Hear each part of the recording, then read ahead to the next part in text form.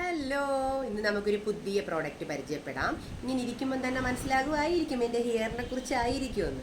അപ്പോൾ ഹെയറിനകത്ത് ഉപയോഗിക്കുന്ന shampoo and conditioner പരിചയപ്പെടാം കേട്ടോ.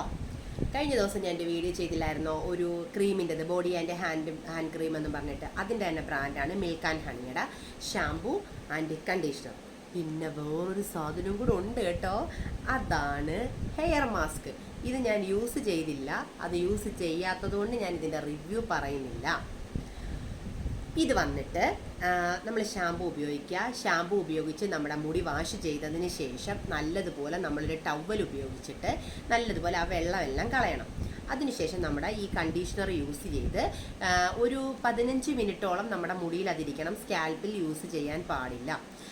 15 മിനിറ്റ് കഴിഞ്ഞതിന് ശേഷം വീണ്ടും ഇതുപോലെ തന്നെ നമ്മൾ വാഷ് ചെയ്തിട്ട് ടവൽ ഉപയോഗിച്ച് നല്ലതുപോലെ വെള്ളം കളയണം.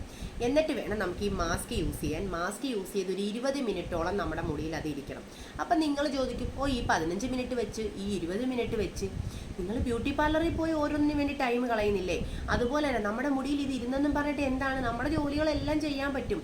നമ്മുടെ മുടിയിൽ ഇത് അപ്ലൈ ചെയ്തിട്ട് കെട്ടി അങ്ങ് വെച്ചാൽ മതി. നമ്മുടെ കഴുത്തിലോട്ട് ഇറങ്ങും ഒന്നും ചെയ്യത്തില്ല. കാരണം നമ്മൾ വെള്ളം മുഴുക്കെ കളഞ്ഞിട്ടാണ് ഇത് അപ്ലൈ ചെയ്യുന്നത്. അതുകൊണ്ട് അങ്ങനൊരു പ്രശ്നമൊന്നും ഉണ്ടാവില്ല. അപ്പോൾ ഇത് യൂസ് ചെയ്ത് കഴിയുമ്പോൾ ഇപ്പോൾ കണ്ടീഷണർ ഷാമ്പൂ മാത്രമേ ഞാൻ യൂസ് ചെയ്തിട്ടുള്ളൂ. ഇത് ഇന്ന് യൂസ് ചെയ്തതല്ല, ഇന്നലെ യൂസ് ചെയ്തതാണ് സംഭവം. എന്നിട്ട് ഞാൻ എണ്ണ ഉപയോഗിച്ചു, ഞാൻ കുളിച്ചു. എന്നിട്ട് പോലും എൻ്റെ മുടിയുടെ തിക്നെസ്സും എൻ്റെ മുടിയുടെ ഈ സ്ട്രക്ചർ നിങ്ങളൊന്ന് നോക്കിക്കേ. ഇനിയിപ്പോൾ ഞാൻ ആ മാസ്കും കൂടി ഉപയോഗിച്ചിട്ട് ഞാൻ നിങ്ങൾക്ക് വീഡിയോ ചെയ്തു തരാവേ.